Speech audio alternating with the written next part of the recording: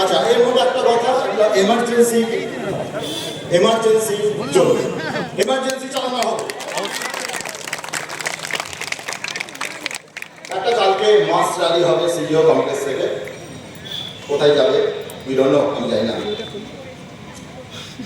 আর একটা pan India GB ডাকা হচ্ছে। আমি বলছি এগুলো কিন্তু ডিসিশন না, ভাবনা চিন্তা করা হচ্ছে এই ডেসিগনেশনটা প্যান ইন্ডিয়ার কতটা এফেক্ট করে না। আর একটা ইনফরমেশন এসছে আমাদের আইবি গাইডে এসছে, সেটা হচ্ছে যে 17 তারিখে নেক্সট সুপ্রিম কোর্ট হিয়ারিং আছে। এই মাস রেজিস্ট্রেশনের এফেক্টটা আমরা দেখব।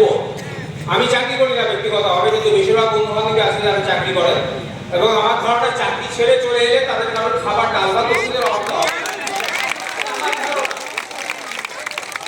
17 তারিখে যেহেতু সুপ্রিম কোর্টে যে হিয়ারিং একটা হয়েছে, 17 তারিখটা দেখে নেওয়া হবে এবং 17 তারিখে ডাক দেওয়া হবে pan India resolution of medical faculty.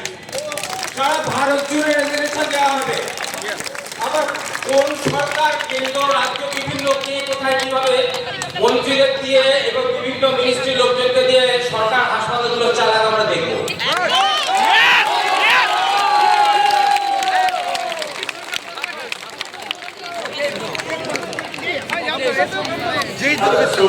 আমি একটা জিনিস বলি, আপনারা গান শুনলেন, আরো আছে। আমি বলবো দিস ইজ নট শো, এটা শো না, এটা আপনারা সবাই গান করুন, আপনারা সবাই একসঙ্গে হাত তুলে গান করুন, তালি দিয়ে গান করুন।